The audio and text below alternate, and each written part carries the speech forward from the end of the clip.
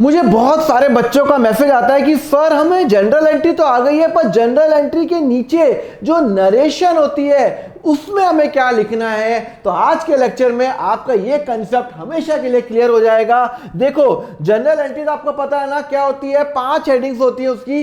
Date, particular, LF जिसको मैं ledger folio बोलता हूं, डेबिट और क्रेडिट। तो यहां पे लिखा हुआ है फर्नीचर अकाउंट डेबिट टू क्या है 7000 और नीचे ये नरेशन लिखी हुई है। ये नरेशन का मतलब क्या है? इस नरेशन का मतलब होता है कि ये एंट्री क्या रिप्रेजेंट कर रही है। देखो, एंट्री पढ़ के भी मुझे समझ में आ रहा है, बट उसका थोड़ा सा ब्रीफ सिनॉप्सिस मैंने यहां पे लिख दिया। आप कोई मूवी जाते हो, कोई नॉवल पढ़ते हो, तो नॉवल के पहले लिखा होता ना कि भी ये नॉवल किस बारे में है या ये मूवी किसके बारे में है। तो यहाँ पे वही हो रहा है कि ये जो एंट्री है ये क्या रिप्रेजेंट करती है। तो यहाँ पे लिखा हुआ है being furniture purchase in cash, मतलब मैंने फर्नीचर कैश में परचेज किया। तो सबसे पहला आपको पॉइंट याद करना है कि भैया जो नरेशन होगा वो हमेशा बीइंग से चालू होगा, बीइंग। और यहां पे मुझे इसके बारे में कुछ संक्षिप्त में, कुछ शॉर्ट में बताना है। मैंने फर्नीचर परचेज किया कैश के अंदर। चलो कुछ एग्जांपल करते हैं। 7 मार्च पे मैंने ये तो एंट्री आपको कर ली है। दूसरी एंट्री करता हूं, purchase furniture of 8000 on credit from mister Manish. मैंने फर्नीचर खरीदा ऑन क्रेडिट। क्रेडिट का मतलब है मैंने अभी तक उसको पे नहीं किया, तो मुझे उसकी एंट्री क्या होगी? Furniture account debit to Manish. भाई आपको एंट्री तो आपको आती है ना। भाई फर्नीचर क्या है? मेरा एसेट है। जैसे जैसे मेरा एसेट बढ़ेगा तो एसेट जब जब बढ़ता है तो डेबिट। नहीं आती एंट्री तो मेरा, आप वो जनरल एंट्री चैंपियनशिप सीरीज देखो ना, वहां पे सब बता रखा है मैंने पूरा। तो यहाँ पे फर्नीचर तो डेबिट हो गया। मनीष क्या है? मनीष पे मुझे पे करना है, मुझे मनीष को पे करना है 8000 रुपए। तो मनीष इज माई लाइबिलिटी, और जब जब मेरी लाइबिलिटी क्रिएट होती है तब तब वो क्या होता है? इंक्रीज होगी। लाइबिलिटी क्रिएट, लाइबिलिटी इंक्रीज, तो लाइबिलिटी विल बी क्रेडिटेड। तो ये तो हो गया। अब इसके बारे में अपन लिखे क्या? यहां पे लिखेंगे बीइंग, हमेशा लिखेंगे बीइंग से स्टार्ट करेंगे। Being furniture purchase on credit, बस दैट्स इट, ऑन क्रेडिट। आप लिख सकते हो ऑन क्रेडिट लिख सकते हो, या लिख सकते हो on credit from mister Manish लिख सकते हो। बट मेरा इंटेंशन ये है कि ये एंट्री क्या रिप्रेजेंट कर रही है कि मैंने फर्नीचर क्रेडिट में परचेज किया हुआ है, इसलिए मैंने मनीष से ये एंट्री की है। मैंने मनीष से खरीदा तो मुझे मनीष को पे करना है 8000 रुपए। चलो एक और करते हैं। लिखा हुआ है February month salary paid ₹5 lakh via cheque. मैंने चेक के थ्रू पे किया। कब पे किया? 4 मार्च। अब एक बात बताओ, एंट्री क्या होगी? चलो मुझे बात बताओ। देखो, मैंने सैलरी पे की, तो सैलरी क्या है मेरा? फर्स्ट सैलरी, एक मिनट, सैलरी क्या है? खर्चा। और जब जब खर्चा होगा तो वो मेरा एक्सपेंस है, तो ये डेबिट होगा, डेबिट होगा। चलो, सैलरी मैंने पे की, मैंने चेक से पे की। इसका मतलब है कि जब मैं सैलरी पे करूंगा तो मेरा चेक से पे की, तो मेरा बैंक बैलेंस कम हो जाएगा। और जब जब मेरा बैंक बैलेंस मेरा एसेट होता है, जब जब मेरा बैंक बैलेंस कम होता है तो क्रेडिट होगा। अरे बैंक मेरा बैलेंस क्या एसेट है, तो वो क्रेडिट हो जाएगा, क्योंकि एसेट मेरा क्या हो रहा है? एसेट मेरा क्या हो रहा है? कम हो रहा है। ओके, तो मैं एंट्री क्या करूंगा? Salary account debit to bank. मैंने वही तो एंट्री की है, salary account debit to bank. अब यहां पे नरेशन पे क्या लिखूंगा? देखो ध्यान से समझो।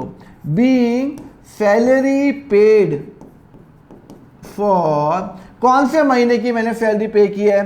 फेब्रुअरी मंथ की पे की है, फॉर Feb 24। दैट्स इट, बस मुझे ये लिखना है। अभी अगर कोई भी ये एंट्री पढ़े, अगर ये नरेशन नहीं हो तो हमें एंट्री कैसे करनी पड़ेगी? हमें ये देखनी पड़ेगी कि क्या हमारी क्या हेडिंग क्या है। पर हमें सिर्फ अगर एंट्री दे रखी हो salary account debit to bank, तो भैया ये कौन से मंथ की सैलरी है? फरवरी की है, जैन की है, दिसंबर की है, सितंबर की है, हमें नहीं पता। यहां पे नरेशन में मैं ब्रीफ में लिखूंगा बीइंग सैलरी पेड फॉर फरवरी 2024। मतलब मैंने ये जो सैलरी है ये मार्च की नहीं है, ये मैंने फरवरी की सैलरी पे की है, तो यहाँ पे लिख दिया। अब इसको पढ़ के मुझे पूरी एंट्री समझ में आ जाती है। तो narration will always start from being. चलो एक और करते हैं। 14 अप्रैल को sold ₹5,000 goods to mister Rahul, receive 3,000 in cash. लो भाई, मैंने सामान बेचा राहुल को 5,000 का, तो सबसे पहले तो भैया मेरी जो सेल्स हो गई है वो हो गई है 5,000 की, और सेल्स होती है मेरी इनकम, और जब जब इनकम बढ़ती है तो वो हो जाता है डेबिट। अरे भैया इनकम बढ़ रही है, डेबिट होगा। मैंने कितने में बेचा? मैंने राहुल को बेचा 5,000 में, भाई साहब ने मुझे कैश दिया 3,000 रुपये। तो जब मुझे कैश मेरा एसेट है, जब मेरे पास कैश आएगा तो मेरा कैश बढ़ेगा, तो वो डेबिट। और मुझे राहुल से 2,000 रुपये लेने हैं ना।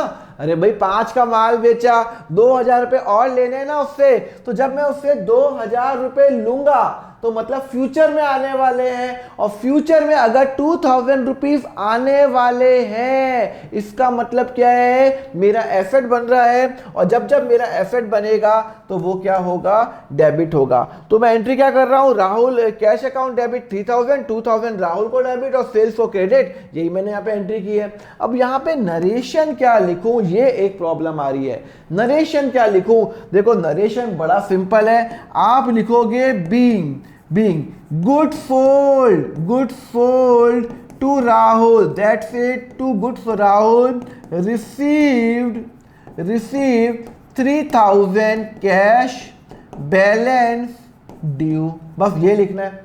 अब ये लाइन पढ़ के कोई भी जो इंसान है उसको समझ में आ जाएगी, कोई भी लेमैन को, कि भैया कि 3,000 का मैंने 5,000 का सामान राहुल को बेचा, क्योंकि यहाँ पे लिखा हुआ है 5,000 का मैंने सेल्स किए, उसमें से भाई साहब 3,000 रुपये तो मेरे को कैश आ चुका, बाकी मुझे राहुल से 2,000 रुपये आने बाकी है। तो ये यहाँ पे क्लियर हो गया, और ये इफ डेट पे हुआ। तो ये नरेशन क्या बताता है? एंट्री के बारे में बताता है।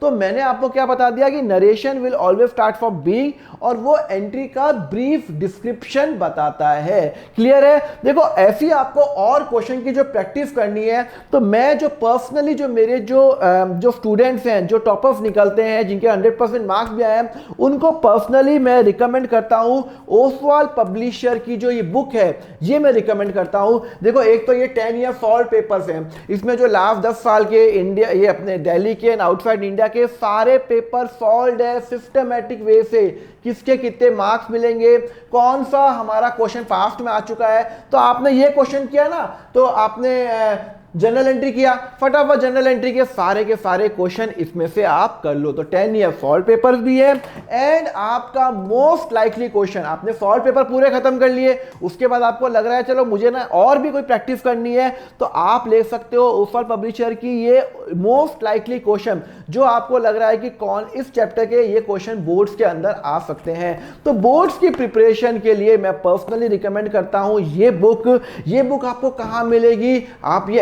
अमेज़न में जाके भी ले सकते हो, नीचे डिस्क्रिप्शन पे लिंक दिया हुआ है, या फिर आप इनकी जो वेबसाइट है वहां पे जाके देख सकते हो, नीचे मैंने लिंक दिया हुआ है। मेरा जो कोड है आप वो यूज कर सकते हो। क्या है मेरा कोड? तो ये 2 बुक का जो कोड है, solve paper and most likely का, आप जो मेरा कोड है वो है मेरा अकाउंट फंडा, और आपको 10% डिस्काउंट मिल जाएगा। ठीक है ना? तो वहां पे नीचे डिस्क्रिप्शन में मैंने सब कुछ मेंशन किया हुआ है, तो वहां पे आप देख लेना। मैं पर्सनली इसलिए रिकमेंड करता हूं कि मैं आपको चाहता हूं कि बोर्ड्स में एक्सीलेंट मार्क्स आपके आ जाए, जिससे आपका टॉप कॉलेज में आपका एडमिशन हो जाए। इसमें एमसीक्यूज भी हैं, सारे क्वेश्चन जो बोर्ड्स में आ सकते हैं सब है। तो yes do take, and thank you very much. Hopefully आपको लेक्चर अच्छा लगा, और लेक्चर अच्छा लगा तो लाइक जरूर कर देना। आपका एक लाइक मेरे लिए पर्सनली बड़ा इंपॉर्टेंट है, जिससे मैं भी ग्रो करूंगा यूट्यूब में। एंड जस्ट सब्सक्राइब कर लेना, ऐसे ही मैं वीडियो लाता रहूंगा और आपको अकाउंट्स में ऑसम बनाऊंगा। Thank you very much, have a very nice day, take care.